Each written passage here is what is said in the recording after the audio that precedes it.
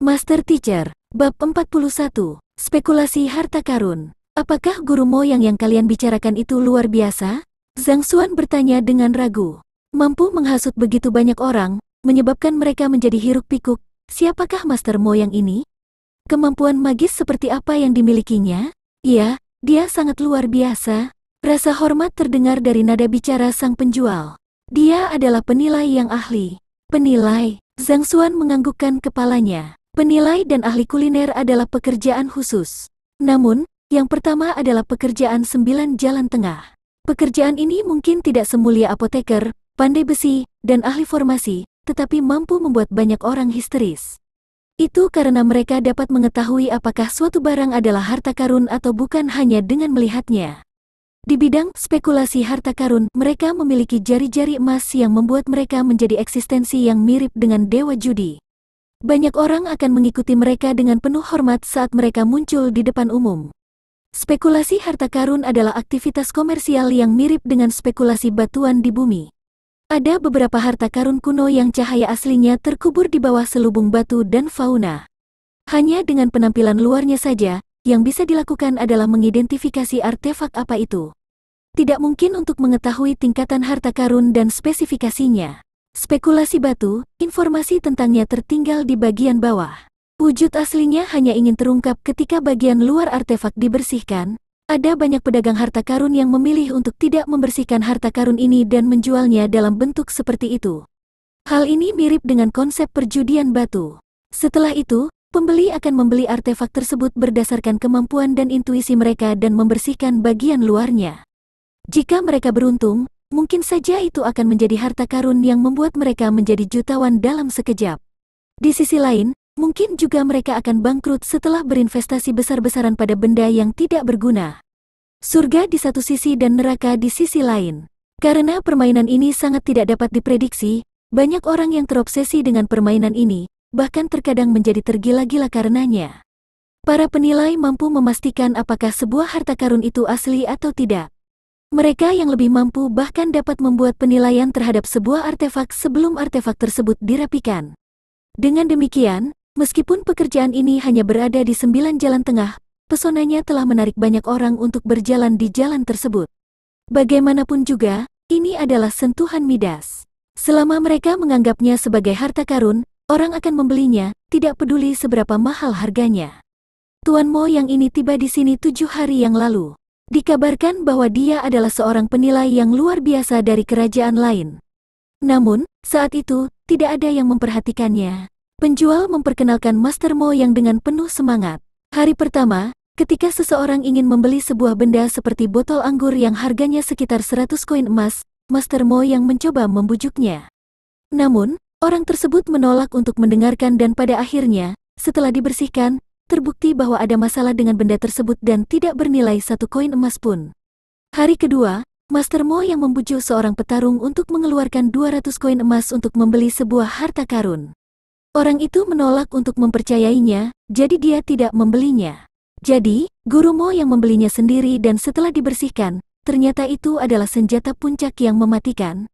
Itu adalah sesuatu yang tidak dapat dibeli bahkan dengan beberapa ribu koin emas. Dia mendapat keuntungan beberapa lusin kali lipat dalam sekejap.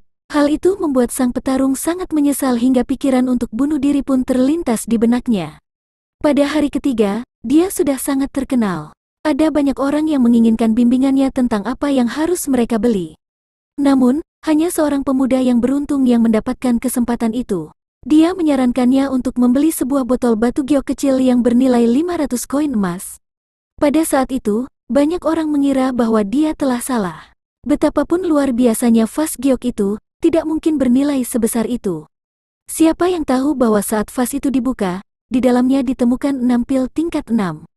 Seseorang bahkan menawarkan untuk membeli vas itu seharga 10.000 koin emas saat itu juga.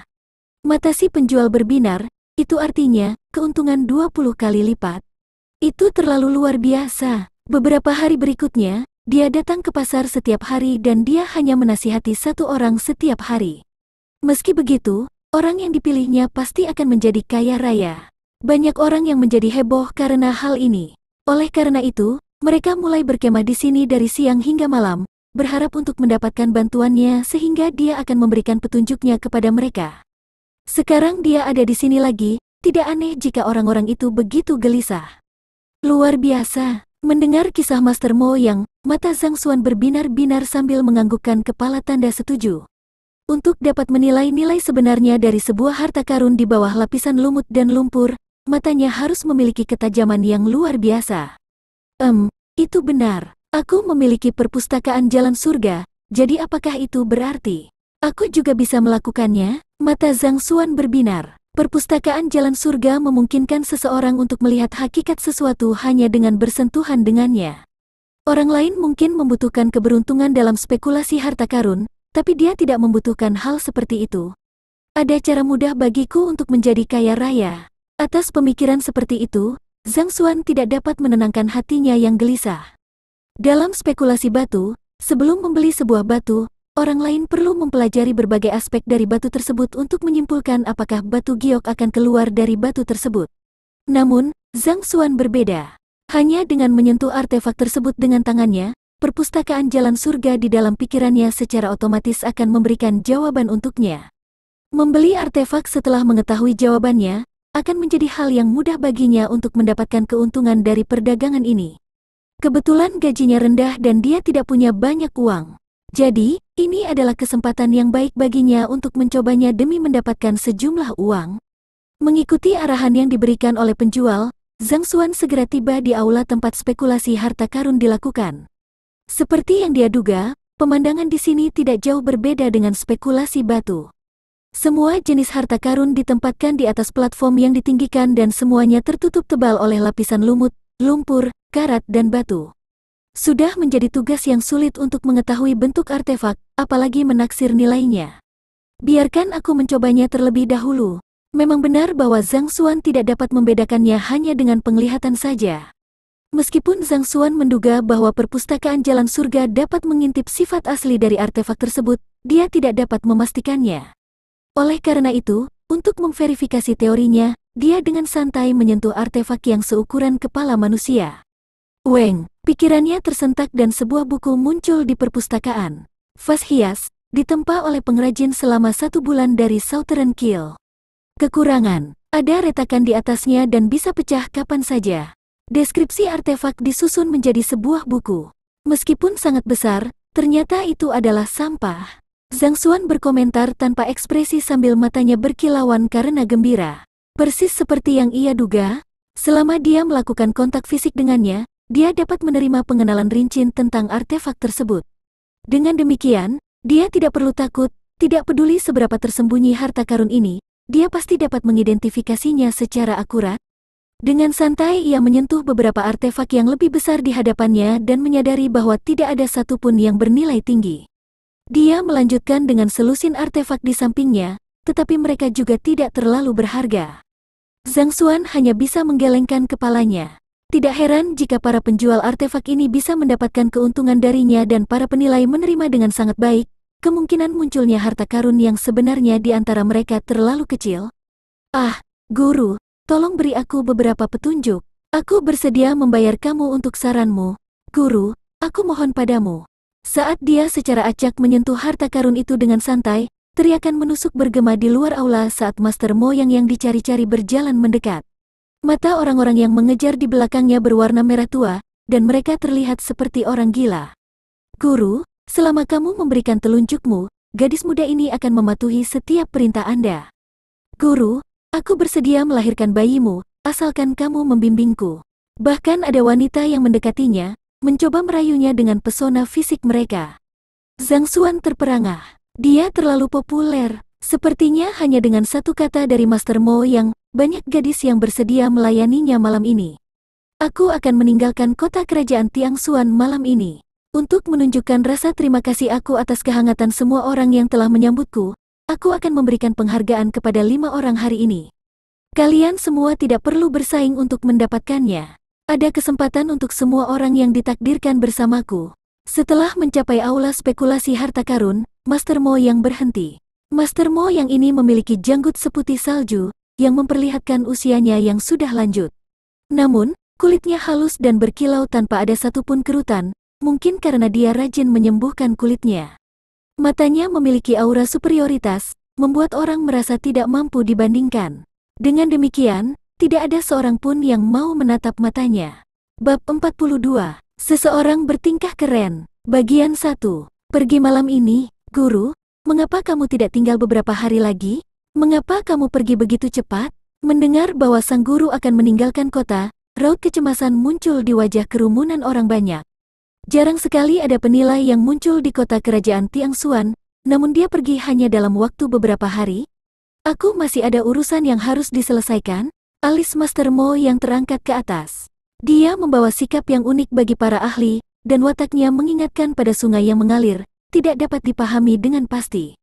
Bagaimana kalau begini? Aku akan menambah jumlah harta yang akan aku taksir hari ini dari 5 menjadi 10. Kalian semua juga tahu bahwa menaksir bukanlah tugas yang mudah, ini menguras tenaga dan energi seseorang. 10 sudah menjadi batasku. Tuan, yakinlah, selama kamu membantu aku memilihkan sebuah artefak untukku, aku bersedia memberikan kompensasi. Seorang pria parubaya berteriak dari kerumunan. Ya, kami bersedia memberikan kompensasi kepadamu. Selama Tuan memilihkan sesuatu untukku, berapapun harga barang tersebut, aku bersedia membayar Tuan dengan jumlah uang yang sama. Ada beberapa orang yang mulai berteriak menanggapi perkataannya. Berdasarkan catatan pertempuran dari sang master, mereka yang telah menerima petunjuknya masing-masing mendapatkan beberapa kali lipat dari jumlah yang mereka investasikan pada awalnya. Selama mereka bisa mendapatkan harta karun yang sebenarnya, membayar sedikit uang sebagai kompensasi tidak ada apa-apanya. Master Mo yang mengibaskan lengannya dan menyela diskusi para hadirin. Sambil mengerutkan kening, ia menyatakan dengan aura superioritas, saya, Mo yang tidak belajar penilaian demi uang. Alasan mengapa aku melakukan penilaian untuk kamu semua bukanlah untuk menghasilkan kekayaan. Jika aku benar-benar menginginkan uang, aku tidak perlu membantu kamu semua. Aku hanya perlu menilai artefak dan menjualnya sendiri. Bukankah aku akan mendapatkan kekayaan yang lebih besar dengan cara itu? Kong, kerumunan orang banyak kehilangan kata-kata. Kata-katanya tidak salah. Dengan matanya yang tajam, dia bisa saja membeli artefak-artefak yang dia nilai sebagai harta karun untuk dirinya sendiri, dan dia akan dapat dengan mudah mendapatkan uang dalam jumlah besar darinya. Alasan mengapa aku berjanji untuk memberikan penilaian untuk kamu semua adalah karena kehangatan kamu telah menggerakkanku. Uang itu cepat berlalu bagiku, sama seperti awan. Uang memang mudah didapat, tetapi persahabatan tak ternilai harganya. Dengan kedua tangan di belakang punggungnya, Master Mo yang memancarkan aura orang suci duniawi yang hanya bisa dilihat oleh manusia. Dia melanjutkan, alasan mengapa aku berjanji untuk menilai artefak untuk kalian semua adalah karena hubungan kita, bukan karena uang. Jika ada orang yang terus berbicara tentang uang, maka jangan repot-repot meminta aku untuk menilai untukmu. Guru, kata-katamu sangat bijaksana. Kami terlalu kurang ajar. Kita tidak akan pernah bisa menandingi sang guru dalam hal moral. Aku tidak pernah kebobolan dari siapapun sepanjang hidupku.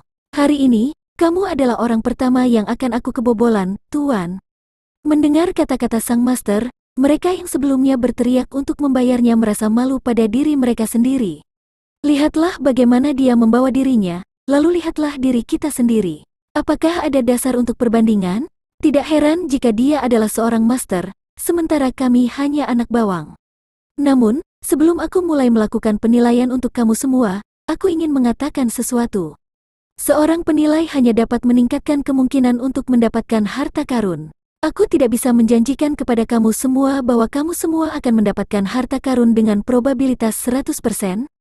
Guru Mo yang melanjutkan, Guru, kami semua sadar bahwa spekulasi harta karun membawa risiko. Kemampuan kamu untuk membedakan harta karun dari sampah jauh lebih unggul dari kami dan kami percaya padamu. Kami percaya pada keputusan Tuan, kami tahu aturannya, bagaimana mungkin seseorang bisa menaruh tangan mereka di atas harta karun sepanjang waktu? Namun, kami percaya bahwa Tuan pasti dapat membantu kami mendapatkan keuntungan. Semua orang mulai berteriak secara bersamaan. Karena semua orang percaya padaku, maka aku akan terus maju dan mempermalukan diriku sendiri. Bolehkah aku tahu teman mana di sini yang ingin aku memilihkan artefak untuknya? Guru Mo yang mengamati sekelilingnya. Aku. Dalam sekejap, banyak orang yang mengangkat tangan dan melompat-lompat kegirangan. Daya tarik seorang penilai sangat jelas terlihat. Setiap tindakan mereka bisa membuat orang menjadi hiruk-pikuk. Baiklah, kamu, Master Mo yang menunjuk, dan seorang pria parubaya berperut buncit keluar dari kerumunan, masih tidak dapat mempercayai fakta bahwa dia telah terpilih. Aku, apakah ini benar-benar aku? Itu kamu, Master Mo yang menganggukkan kepalanya dengan senyum di wajahnya, aura seorang master terpancar dengan jelas melalui tindakannya. Terima kasih, Tuan. Pria parubaya itu melompat kegirangan saat dia menatap pria yang lebih tua di hadapannya dengan tatapan penuh keinginan. Tuan, bolehkah aku bertanya yang mana yang harus aku beli? Coba aku lihat. Sambil menyingsingkan lengan bajunya, ia berjalan ke depan. Dengan tenang ia menatap berbagai artefak yang diletakkan di peron. Kerumunan orang menjadi hening seiring dengan aksinya, tidak berani berbicara dengan suara keras karena takut mengganggu dia. Tidak lama kemudian, ia berhenti dan meletakkan telapak tangannya pada salah satu artefak. Setelah meraba bagian luar artefak secara lembut, ia seakan-akan menggunakan semacam teknik khusus yang menyebabkan seluruh tubuhnya bergetar. Sesaat kemudian, wajahnya sedikit memucat. Baiklah, kamu bisa membeli yang ini. Aku baru saja melihatnya dengan teknik khusus aku dan harganya cukup mahal. Master Mo yang berbalik dan memberitahu pria parubaya itu. Yang ini, mata pria parubaya itu berbinar dan ia bergegas maju untuk melihatnya. Ini adalah harta karun raksasa yang telah diselimuti oleh lapisan batu yang tebal, sampai-sampai seluruh artefak terlihat seperti batu raksasa. Harta karun jenis ini adalah yang paling sulit untuk dibersihkan. Selain itu, mengingat ukurannya yang sangat besar, kira-kira setinggi manusia, dibutuhkan setidaknya 1 atau 2 hari untuk memecah batu tersebut dengan hati-hati. Guru Mo yang menganggukkan kepalanya. Karena ini adalah rekomendasi dari Master, aku akan membelinya. Pria parubaya itu menganggukkan kepala dan melihat ke arah penjual. Berapa harganya? 50.000 koin emas. Bandar di ruang spekulasi harta karun melangkah maju. 50.000? Pria parubaya itu terkejut. Ini bukanlah jumlah yang sedikit. Meskipun kekayaan yang dimilikinya sangat besar, namun itu adalah batas dari apa yang bisa ia hasilkan. Bahkan seorang guru tingkat tinggi yang populer seperti Sen Biru hanya mendapatkan sekitar 1.000 koin emas setiap bulannya. Dia membutuhkan waktu beberapa tahun hanya untuk mencapai 50.000. Belilah, ini adalah rekomendasi dari sang master. Jika kamu tidak menginginkannya, aku akan mengambilnya. Melihat keraguannya, seseorang di kerumunan berteriak. Memang, rekomendasi master tidak mungkin salah. Mungkin harganya 50.000 sekarang, tetapi jika harganya 1 juta setelah dibersihkan, maka kamu akan mendarat di tambang emas. Beberapa kali sebelumnya, harta karun yang ditaksir oleh sang master berskala lebih kecil. Kali ini, dia tampaknya telah memutuskan untuk melakukan segalanya. Kamu benar-benar berhasil kali ini. Cukup banyak orang yang berteriak. Baiklah, aku akan membelinya. Setelah ragu-ragu sejenak, pria parubaya itu menganggukkan kepala dan membayar tagihannya. Baiklah, yang kedua. Setelah pria parubaya itu membeli artefak tersebut, Master Mo yang tampaknya juga telah pulih dari pengerahan tenaganya dan mengamati lingkungan sekitar sekali lagi. Aku. Para pengunjung yang lain mengangkat tangan mereka dengan tergesa-gesa. Melirik ke belakang, Zhang Xuan melihat penjual yang sebelumnya dia bantu menyelesaikan masalahnya di tengah kerumunan. Tangannya terangkat tinggi dan ia melambaikan tangan dengan ekspresi antusias. Keinginannya yang kuat untuk dipilih oleh sang master terlihat jelas. Kamu, Guru Mo yang memilih orang lain. Kali ini, seorang lansia yang berpakaian mewah. Hanya dengan sekali lihat, terlihat jelas bahwa dia memiliki kekayaan yang luar biasa. Seperti pertama kali, sang master berjalan melewati tumpukan harta karun dan segera mengarahkan pandangannya ke salah satu harta karun tersebut. 80.000 koin emas. Harta karun ini bahkan lebih mahal dari yang sebelumnya. Namun, lansia ini tidak ragu dan langsung membayar tagihannya. Ini, bukankah ini vas hias yang dibuat oleh pengrajin 1 bulan dari Tanur Selatan? 80.000 koin emas? Setelah memperhatikan dengan seksama harta karun yang dipilih guru moyang untuk sang tetua, Zhang Xuan mengedipkan matanya tak percaya. Dia mungkin tidak dapat memastikan nilai dari harta karun yang lain, karena dia belum melihatnya, tapi dia sudah mengintip ke dalam harta yang baru saja dipilih oleh Tuan Moyang. Ini mungkin besar, tapi hanya sebuah vas dekoratif yang ada di dalamnya. Itu bahkan tidak sebanding dengan 1 koin emas pun, namun 80.000 koin emas? Mungkinkah dia meleset? Saat kebingungan memenuhi pikirannya, Zhang Xuan hanya bisa menatap wajah sang guru yang tampak saleh ketika pikirannya tiba-tiba tersentak dan sebuah buku muncul di perpustakaan. Di atasnya tertulis kata, Mo Yang. Mungkinkah dia menggunakan teknik pertempuran saat ini? Berdasarkan sifat unik dari perpustakaan Jalan Surga, sebuah buku hanya dapat disusun ketika seseorang menunjukkan teknik pertarungannya. Mungkinkah orang itu menggunakannya saat ini? Dengan penuh kebingungan, ia membalik-balik buku itu. Ini. Melihat hal itu, bibir Zhang Xuan bergerak-gerak dan ekspresi aneh muncul di wajahnya. Bab 43. Seseorang bertingkah sok keren. Berbagai kekurangan dan perbuatan masa lalu Master Mo yang tercatat dalam buku tersebut. Awalnya dikenal sebagai Yang Mo, seorang penilai magang. Seorang penipu di kerajaan Liuzu yang terkenal sebagai penilai, terkenal karena penipuannya untuk mendapatkan kekayaan dan disukai wanita. Teknik pertempuran, suara pemikat, Ruki, memperdaya pikiran orang lain melalui kata-kata, membuatnya lebih mudah untuk meyakinkan mereka. Kelemahan, nomor 1, dilarang oleh keluarga kerajaan Liuzu. Nomor 2, Zhang Xuan tidak tahu apakah dia harus tertawa atau menangis. Siapa sangka, orang yang memiliki penampilan dan watak seorang ahli ternyata adalah seorang penipu? Untuk sesaat di sana, bahkan Zhang Xuan pun berpikir bahwa dia adalah sosok yang luar biasa. Sepertinya ada beberapa orang dalam kerumunan yang merupakan anak buahnya. Pedagang yang menjual artefak itu pasti kaki tangannya juga. Mereka bekerja sama untuk membangun ketenarannya dengan menaksir harta karun sehingga mereka dapat meyakinkan orang untuk membeli sampah yang tidak berguna dengan harga yang tinggi, dan dengan demikian mendapatkan keuntungan darinya.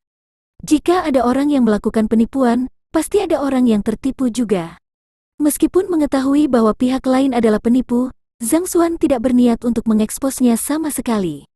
Pertama, dia tidak memiliki bukti untuk membuktikannya. Masalah dengan perpustakaan Jalan Surga tidak boleh terungkap dengan cara apapun. Kedua, mereka yang telah ditipu olehnya telah kehilangan rasionalitas mereka. Jika dia mencoba meyakinkan mereka bahwa dia adalah seorang penipu, ada kemungkinan dia akan dihukum mati oleh mereka. Zhang Xuan tidak akan pernah melakukan perbuatan yang tidak menguntungkannya, apalagi yang akan membawa serangkaian masalah baginya. Lupakan saja, aku rasa aku akan melihat-lihat saja dan membeli barang aku sendiri. Tidak peduli dengan Master Mo yang sibuk mencoba untuk bersikap keren dengan menampilkan sikap ahli. Zhang Xuan terus menelusuri harta karun yang diletakkan di peron, dengan santai menyentuhnya saat dia melewatinya. Sebuah buku akan tersusun dalam benaknya selama ia bersentuhan secara fisik dengan barang tersebut. Meskipun harga barang tidak tercermin di perpustakaan, namun barang yang memiliki lebih sedikit cacat pasti bernilai lebih tinggi. Setelah menyentuh 40 hingga 50 benda, ia menyadari bahwa tidak ada satupun yang berharga di antara benda-benda itu. Kemungkinan yang sangat kecil untuk menemukan harta karun di antara benda-benda itu membuatnya bergidik ngeri. Kesempatan terakhir akan diberikan kepadamu. Saat Zhang Xuan sibuk menyentuh artefak di sekitar ruangan, sebuah suara berwibawa bergema di dalam ruangan. Memalingkan kepalanya untuk melihat, dia melihat ahli duniawi, Master Mo yang menatapnya, menganggukkan kepalanya sedikit seolah-olah untuk memastikan keraguan Zhang Xuan bahwa dia telah dipilih. Tatapan yang tak terhitung jumlahnya tertuju padanya dan dipenuhi dengan rasa iri. Aku, Zhang Xuan terkejut, teman kecilku ini, tidak perlu kamu merasa tidak percaya diri dengan dirimu sendiri. Kamu adalah orangnya. Guru Mo yang mengelus jenggotnya dengan ekspresi bangga, seolah-olah mengatakan bahwa merupakan kehormatan bagi Zhang Xuan untuk dipilih olehnya. Tidak percaya diri, Zhang Xuan menggelengkan kepalanya. Bagian mana dari dirinya yang terlihat tidak percaya diri? Sebaliknya, dia berpikir tentang bagaimana dia bisa begitu sial untuk dipilih. Dari sekian banyak pengikut yang hiruk-pikuk mengikuti di belakangmu, mengapa kamu harus memilihku? Namun, setelah beberapa saat, dia sadar. Mereka yang berada di sini untuk spekulasi harta karun hari ini sebagian besar mengikuti di belakang Tuan. Mengingat Zhang Xuan adalah satu-satunya yang berjalan-jalan di aula, melihat-lihat dan menyentuh artefak dengan santai, akan sulit baginya untuk tidak terlihat menonjol. Aku menghargai niat baikmu, tetapi aku tidak membutuhkannya. Mengetahui bahwa pihak lain adalah seorang penipu, dia tidak mau menjadi tambang emas untuk mengambil keuntungan darinya. Zhang Xuan melambaikan tangannya dan terus melihat-lihat tumpukan harta karun itu. Tidak membutuhkannya, Tuan Mo yang mengerutkan kening. Dari 9 slot yang telah ia berikan sebelumnya, siapapun mereka semua meresponsnya dengan antusias, bahkan ada yang hampir pingsan karena terlalu bersemangat. Namun, ketika dia memilih orang ini, dia sebenarnya tidak menginginkannya. Dia menyembunyikan wajahnya yang gelap dengan cepat. Melambaikan tangannya, dia berjalan ke depan sambil mengelus jenggotnya dan menatap Zhang Xuan dengan ekspresi sedih. Karena kamu di sini untuk spekulasi harta karun, pasti kamu ingin membeli harta karun yang sebenarnya. Aku perhatikan bahwa kamu telah menjelajahi aula dengan tidak terampil, jadi aku memutuskan untuk menawarkan beberapa panduan agar kamu tidak bangkrut di usia yang begitu muda. Apakah kamu yakin bahwa kamu tidak membutuhkannya? Jangan mengecewakanku dengan menolak niat baik yang aku pegang untukmu. Nak, jika kamu tidak menginginkan slot itu, berikan padaku. Dia sebenarnya tidak menginginkan slot yang diberikan tuannya. Apakah ada yang salah dengan kepalanya? Jelas terlihat bahwa dia tidak normal dengan sekali lihat. Aku sudah memperhatikan orang itu sebelumnya. Dia telah menyentuh semua artefak di ruangan itu. Mungkinkah dia berpikir untuk mencuri sesuatu? Jika guru memberikan kesempatan seperti itu kepadaku, aku mungkin akan terbangun dari tidur sambil tersenyum setiap hari.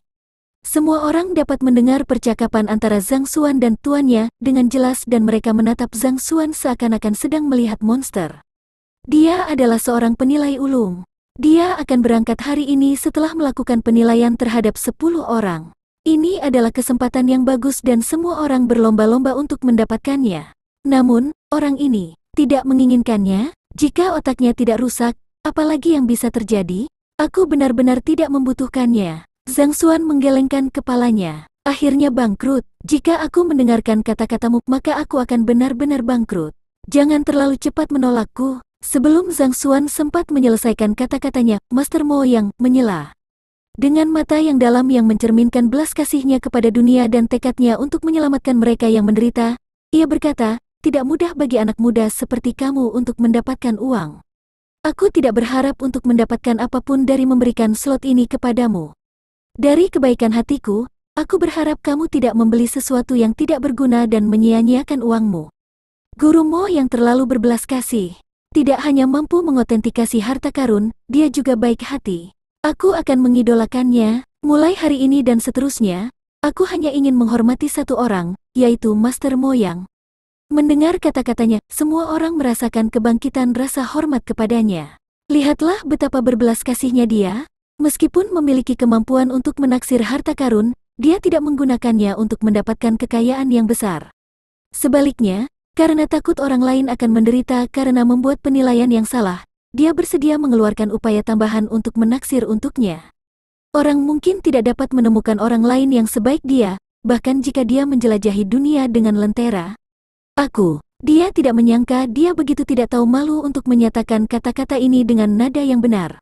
Zhang Xuan menggelengkan kepalanya, tetapi saat dia akan berbicara, pihak lain menyela sekali lagi. Baiklah, aku tahu apa yang kamu pikirkan. Jangan bicara lagi. Sang penatua menatapnya dengan tenang dengan kebanggaan yang terpancar di matanya. Kau tahu pikiranku? Zhang Xuan bertanya dengan ragu. Benar. Kamu pasti berpikir bahwa kamu masih terlalu muda dan tidak memiliki kekuatan yang cukup. Bahkan jika kamu berhasil mendapatkan harta karun, kamu tidak memiliki kekuatan untuk menjaganya. Sebaliknya, kamu bahkan mungkin menarik bencana bagi diri kamu sendiri. Tuan Mo yang berkata dengan nada sok tahu dengan tangan di belakang punggung. Jadi itulah alasannya, tidak hanya luar biasa dalam menilai harta karun, untuk berpikir bahwa dia juga memiliki kemampuan untuk mengintip ke dalam pikiran orang lain. Memang benar bahwa memiliki harta di luar kemampuan seseorang dapat menarik bencana. Wajar jika anak ini memiliki pemikiran seperti itu. Setelah mendengar penjelasan Master Mo yang kerumunan orang itu menjadi sadar. Mereka akhirnya mengerti mengapa Zhang Xuan menolak kesempatan yang begitu indah. Ini, Zhang Xuan tidak tahu bagaimana dia harus merespon. Orang ini terlalu narsis, tidak memiliki kekuatan untuk menjaganya. Untuk berpikir bahwa kamu bisa memikirkan hal seperti itu. Semuanya, saat Zhang Xuan hendak mengklarifikasi situasinya, Tuan di hadapannya melirik ke sekelilingnya dan dengan bangga menyatakan, aku telah memilih anak kecil ini.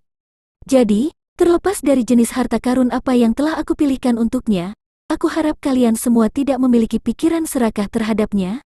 Jika tidak, kalian akan menentang aku. Jika demikian, jangan salahkan aku karena aku tidak memiliki belas kasihan. Guru, apa yang kamu bicarakan? Bagaimana kami berani menumpangkan tangan kami pada orang yang telah kamu pilih? Tuan, yakinlah, Kami pasti tidak akan melakukan hal seperti itu.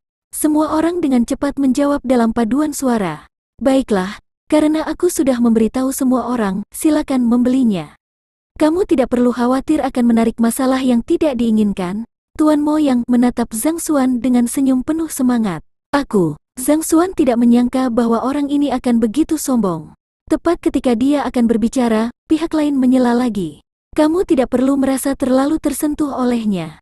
Karena aku telah memberikan slot terakhir kepadamu, itu berarti pertemuan kita sudah ditakdirkan. Sulit untuk menjelaskan hal seperti takdir melalui penjelasan rasional, jadi kamu tidak perlu merasa terlalu berterima kasih padaku. Aku tidak mengharapkan imbalan apapun karena telah memilihkan harta karun untukmu, ini hanya murni kebaikan hatiku.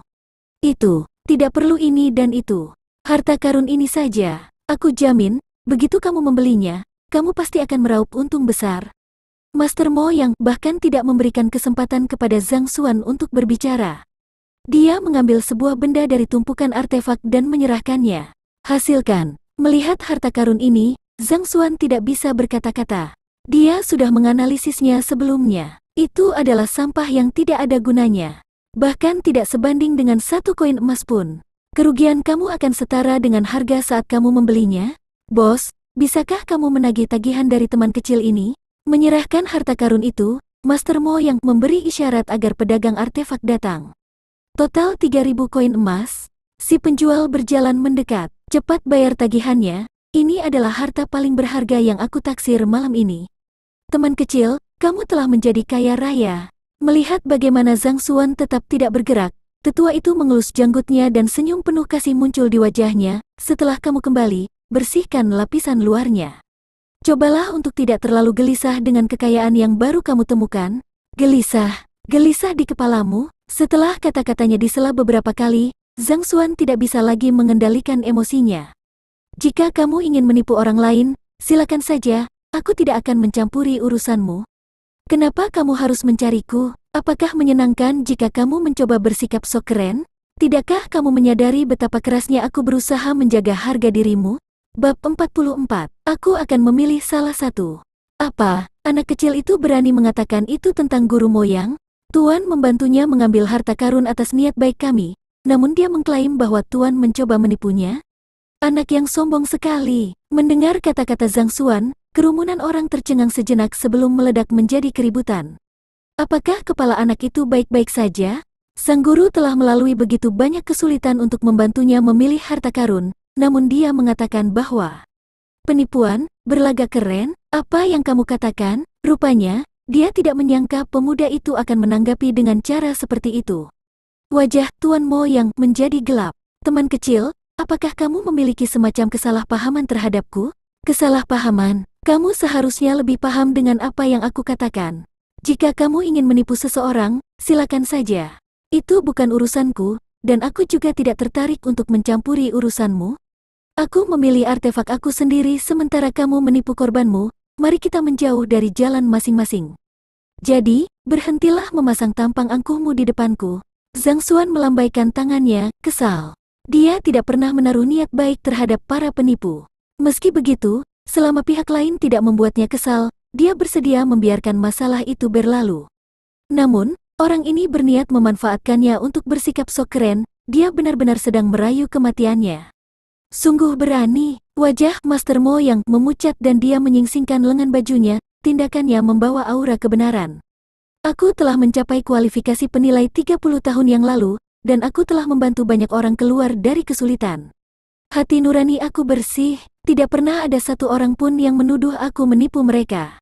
Semua orang di sini dapat memberikan kesaksian tentang hal itu. Kapan aku pernah menipu salah satu darimu? Guru Mo yang penuh kasih dan menyelamatkan mereka yang berada dalam situasi genting. Bagaimana mungkin dia bisa menjadi penipu? Pemuda pemalsu di sana itu, kamu pasti sudah bosan hidup. Guru, jangan marah. Aku akan memberikan pelajaran kepada orang itu sebagai gantimu, agar dia belajar untuk tidak mengumbar kebohongan di masa depan. Hanya dengan beberapa kata, Master Mo yang berhasil membangkitkan kemarahan semua orang di sini. Setiap orang memandang Zhang Xuan seolah-olah dia telah membunuh keluarga mereka. Mencapai kualifikasi penilai 30 tahun yang lalu, hati nurani sudah bersih. Zhang Xuan tidak bisa berkata-kata. Kamu hanyalah seorang penilai magang kecil, haruskah kamu berusaha keras untuk bertindak seolah-olah kamu lebih besar dari itu? Kulit kamu jauh lebih tebal dari yang aku kira.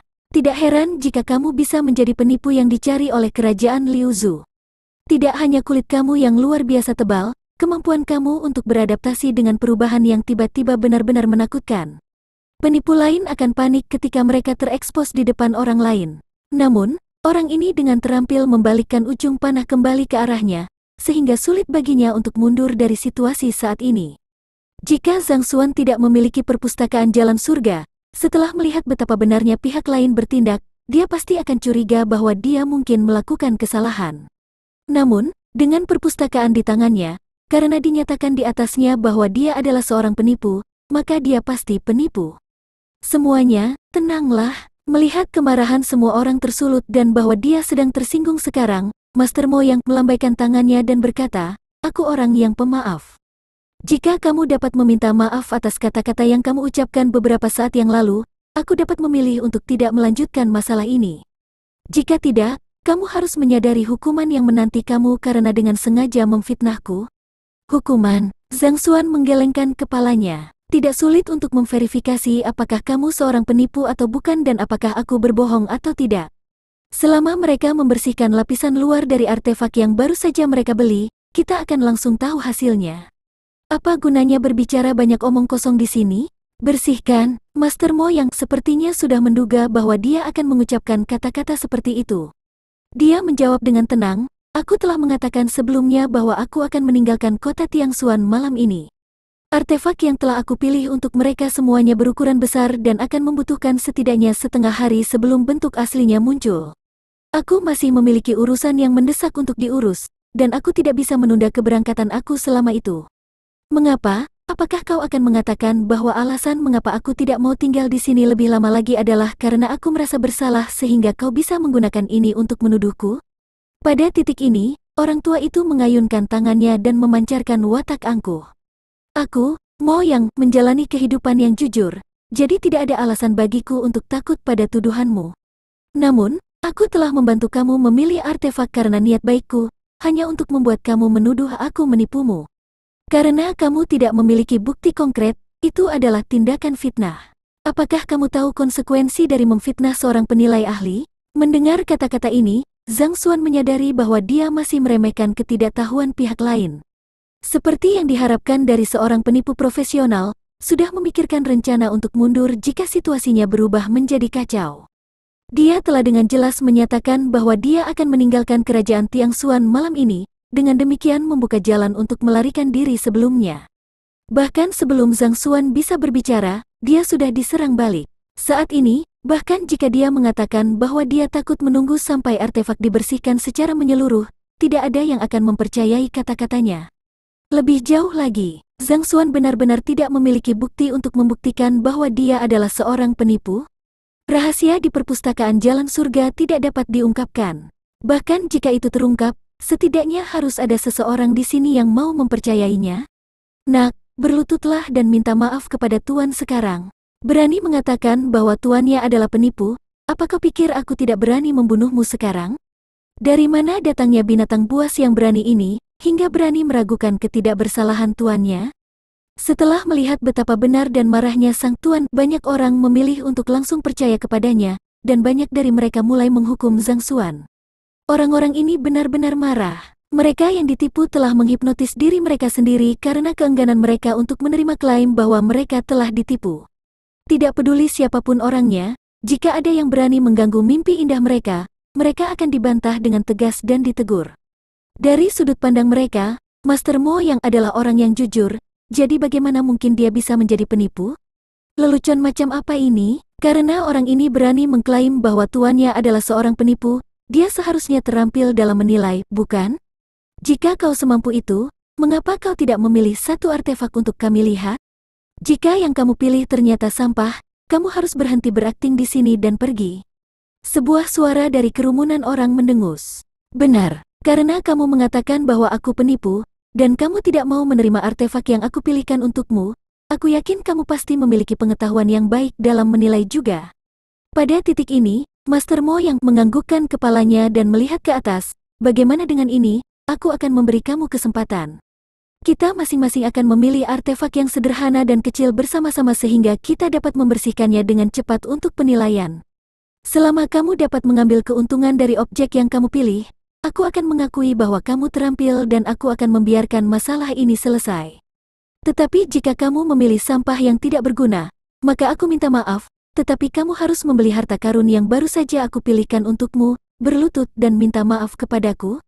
Kamu ingin bersaing dengan aku dalam pertarungan penilaian? Beberapa saat yang lalu, Zhang Xuan masih berada dalam dilema untuk memberikan bukti yang memberatkannya. Namun, mendengar kata-katanya, dia sedikit terkejut dan dia hampir tertawa di tempat. Orang ini pasti memiliki skrup yang longgar. Zhang Xuan sendiri memiliki perpustakaan jalan surga. Jika dia mengklaim bahwa dia berada di urutan kedua dalam penilaian, tidak akan ada yang berani mengklaim bahwa mereka adalah yang pertama di dunia. Apakah kamu yakin kepala kamu tidak terjepit di antara pintu-pintu?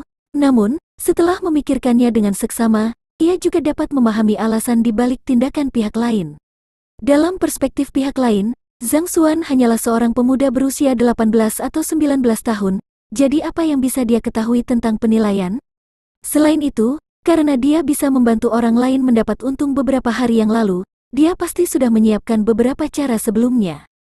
Jika mereka berdua menilai secara bersamaan dan Zhang Xuan memilih artefak yang tidak berguna, dia dapat menggunakan kesempatan ini untuk lebih meningkatkan prestise. Mungkin, dia bahkan bisa menarik beberapa orang bodoh untuk berinvestasi dengan hiruk-pikuk. Mengapa kamu tidak berani menerima tantangan? Master Mo yang bertekad untuk memakan Zhang Xuan secara utuh. Baiklah. Karena pihak lain sedang mencari sensasi, bagaimana mungkin Zhang Xuan tega menolaknya? Baiklah, kalau begitu aku akan pergi duluan. Master Mo yang melemparkan jubahnya dan berjalan di sepanjang platform yang ditinggikan dengan langkah besar.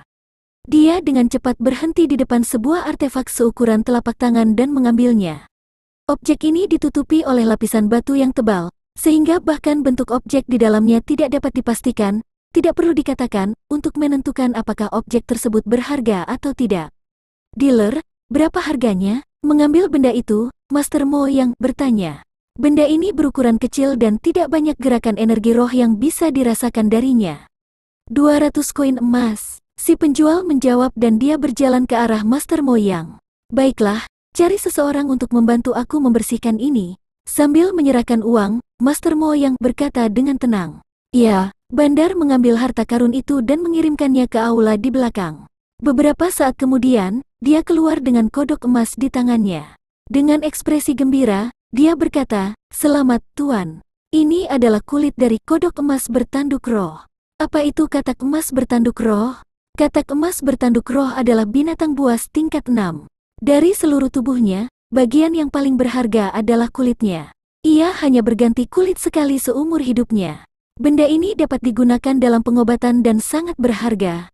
Seperti yang diharapkan dari Guru Mo yang untuk dapat memilih harta karun di tengah-tengah yang lainnya. Kemampuan ketajaman kamu sungguh luar biasa. Setelah mendengar bahwa itu adalah kulit yang ditumpahkan dari kodok emas bertanduk roh, aula itu pun meledak dalam kegemparan. Banyak orang mungkin tidak tahu tentang barang ini, jadi mengapa kamu tidak menyebutkan harganya saja? Akan jauh lebih spektakuler seperti itu. Dengan kepala terangkat tinggi, Master Mo yang terus-menerus memancarkan aura keren saat dia berbicara dengan datar.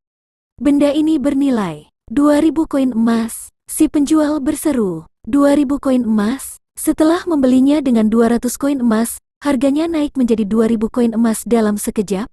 Pendapatan 10 kali lipat, ini terlalu luar biasa, seperti yang diharapkan dari Tuan. Jika kamu bisa mendapatkan keuntungan yang begitu besar melalui sebuah benda kecil, maka tentunya aku akan bisa membunuh artefak raksasa yang kamu pilihkan untuk aku sebelumnya. Setelah melihat pemandangan ini, mata kerumunan orang yang sedikit khawatir mulai menyala dengan fanatik lagi. Seorang master tidak hanya untuk pamer, perbedaan yang jelas dalam standar terlihat saat dia bergerak. Baiklah, sekarang giliranmu, Master Mo yang memberi isyarat dengan tatapan dingin. Aku, Zhang Xuan menganggukkan kepalanya. Mengetahui bahwa pihak lain adalah penipu, dia sadar bahwa dia pasti memiliki rencana darurat. Meski begitu, dia tidak menyangka rencana kontingensinya begitu luar biasa. Dia harus memilih sesuatu yang setidaknya memiliki level yang sama dengannya. Bisakah aku memilih artefak terlebih dahulu dan menentukan harga setelah artefak dibersihkan? Melangkah maju, Zhang Xuan tiba-tiba teringat sesuatu dan melihat ke arah dealer. Tidak mungkin, kamu harus membayar terlebih dahulu sebelum membersihkannya. Ini adalah bagian dari peraturan. Jika tidak, bagaimana jika barang tersebut ternyata menjadi sampah setelah kamu membersihkannya dan kamu tidak lagi menginginkannya? Atau jika barang tersebut ternyata terlalu berharga dan kami tidak lagi ingin menjualnya? Tidak mungkin untuk menyelesaikan situasi seperti itu. Dealer menyatakan dengan dingin. Untuk mencegah perselisihan seperti itu, seseorang harus membayar setelah memutuskan sebuah artefak dalam spekulasi harta karun. Ini sama dengan menandatangani kontrak, tidak ada yang bisa menolaknya. Baiklah kalau begitu. Setelah diberitahu tentang peraturan tersebut, Zhang Xuan hanya bisa menganggukkan kepalanya. Kemudian, sambil membalikkan badan untuk melihat artefak, dia berkata tanpa tersipu, "Ayo, tunjukkan padaku artefak mana yang nilainya kurang dari 8 koin emas di tumpukan ini. Aku akan memilih satu dari mereka." Bab 45. Tipu. Apa yang baru saja dia katakan? Tentunya aku salah dengar. 8 koin emas ke bawah? Suara air ludah. Mendengar suara bangga Zhang Xuan, semua orang memuntahkan air liur. Mereka semua menatapnya dengan terperangah, dengan ekspresi yang mirip dengan ekspresi orang yang sedang melihat orang gila. Apa kau sungguh-sungguh, dalam spekulasi harta karun, seseorang berjudi untuk mendapatkan sensasi dan keberuntungan? Tidak peduli artefak apa yang dipilih, artefak itu bernilai minimal 100 koin emas. 8 koin emas. Apa yang kamu harapkan untuk dibeli dengan itu? Apakah otak orang ini masih berfungsi? 8 koin emas? Wahaha, sebaiknya kamu ambil tumpukan lumpur dan kembali sekarang. Kamu masih berani mengatakan 8 koin emas ke bawah? Tidak ada satupun benda yang semurah itu di sini, oke? Beberapa saat kemudian, air mata mengalir di wajah mereka yang berada di tengah kerumunan karena tawa yang berlebihan. Sial, nak, bisakah kamu berhenti bersikap lucu? Bagaimana kamu berniat untuk menemukan benda yang bernilai di bawah 8 koin emas di sini? Kamu bahkan tidak dapat membeli apapun meskipun kamu memiliki 80 koin emas? Mengapa? Kamu bahkan tidak memiliki artefak yang bernilai 8 koin emas di aula spekulasi harta karun? Apa kau tidak malu? Tanpa menghiraukan ejekan yang dilontarkan orang banyak kepadanya, Zhang Xuan menatap dealer dengan bangga. Dirinya yang sebelumnya hanya menyisakan 8 koin emas. Dia tidak dapat menambah 1 koin pun meskipun dia menginginkannya. Orang-orang di kerumunan saling menatap satu sama lain dan tertawa terbahak-bahak sekali lagi. Andalah yang seharusnya merasa malu. Ini seperti seseorang yang berlari ke maklar dan berharap dapat membeli sebuah apartemen dengan 1 koin emas. Kakak, apakah kepalamu baik-baik saja? Tidak mungkin ada artefak di sini yang hanya bernilai 8 koin emas. Bagaimana kalau begini, kamu bisa memilih dengan bebas dari tumpukan barang ini. Setelah kamu selesai, aku akan membayarmu. Jika kamu menghasilkan uang, semuanya akan menjadi milikmu. Jika kamu kalah, kami akan melakukan apa yang kami janjikan sebelumnya, permintaan maaf saja. Master Mo yang menatap pemuda itu dengan jijik dengan kedua tangannya diletakkan di belakangnya, menunjukkan sikap superioritas. Seperti yang diharapkan dari Guru Mo yang sungguh kemurahan hati yang luar biasa. Anak muda ini badut, datang ke sini hanya untuk mempermalukan dirinya sendiri. Aku mengakui moral sang guru. Mendengar bahwa sang master bersedia membayar untuk menggantikan lawannya, para penonton tidak bisa tidak merasa terkesan dengan kemurahan hatinya. Kau lihat itu, lihatlah bagaimana sang tuan membawa dirinya, lalu lihatlah anak itu. Lupakan saja, lebih baik tidak membandingkan keduanya. Aku takut kalau aku akan muntah. Apa kamu yakin? Mata Zhang Xuan berbinar-binar. Mengetahui bahwa pihak lain adalah penipu, Zhang Xuan tidak merasa bersalah menghabiskan uangnya. Tentu saja, aku selalu bersungguh-sungguh dengan apa yang aku katakan. Master Mo yang tampak seperti orang suci yang telah turun ke dunia fana, tidak ternoda oleh kotoran duniawi. Hehe, kalau begitu aku akan mulai memetik. Zhang Xuan tersenyum tipis, berjalan ke peron dan memindai artefak-artefak yang ada di dalam tumpukan. Karena pihak lain memilih yang kecil, tentu saja, dia dibatasi untuk memilih item yang lebih kecil juga. Di samping itu, semakin besar artefak, semakin lama waktu yang dibutuhkan untuk membersihkannya. Anak ini terlalu tidak tahu malu. Benar, aku tidak tahu mengapa Guru Mo yang memperlakukannya dengan baik. Jika aku bertemu dengan orang seperti itu, aku pasti sudah memukulnya dengan telapak tangan aku sejak dulu. Menghina tuannya dan bahkan menggunakan uangnya untuk membeli sebuah artefak. Tidak tahu malu, melihat bagaimana pemuda itu sama sekali tidak malu, bahkan ia melihat-lihat barang dengan penuh semangat, kerumunan orang pun tidak bisa berkata-kata. Mereka pernah bertemu dengan orang berkulit tebal sebelumnya, tapi mereka belum pernah bertemu dengan orang yang kulitnya setebal itu. Kaulah yang pertama kali menghina Master sebagai penipu. Tidak peduli apapun, kamu berdua harus berada dalam hubungan yang tidak bersahabat. Dalam keadaan seperti itu, tidakkah kamu merasa malu menggunakan uang pihak lain untuk membeli artefak untuk bersaing dengannya? Itu sudah cukup bagimu. Tanpa menghiraukan pembicaraan orang banyak, Zhang Xuan menyentuh setiap harta karun yang masuk ke dalam penglihatannya.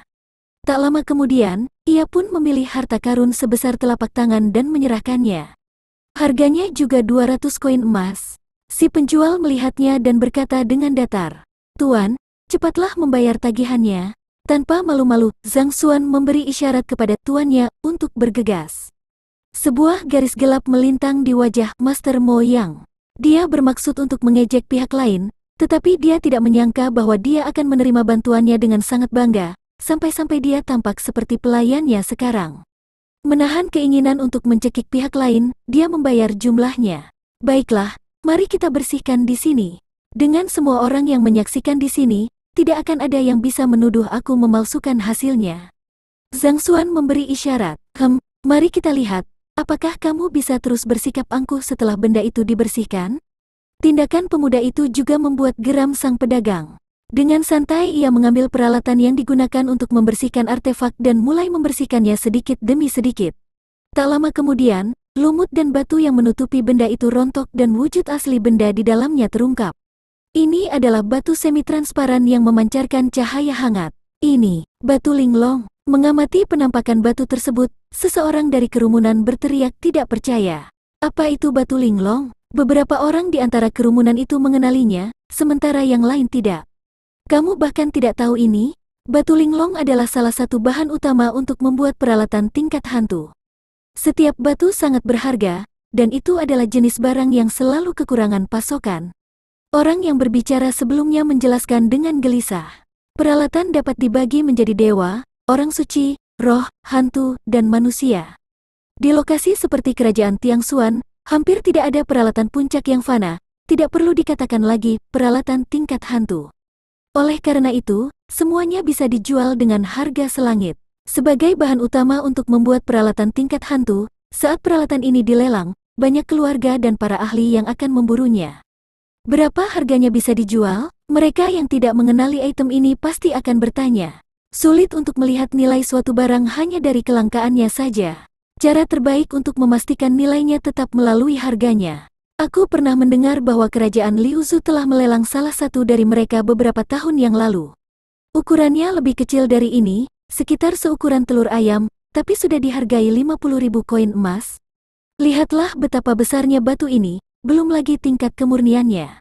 Tidak peduli apapun, itu bernilai setidaknya 100.000. Orang yang berbicara menelan ludahnya pada saat ini. 100.000, semua orang di tempat itu hampir menjadi gila.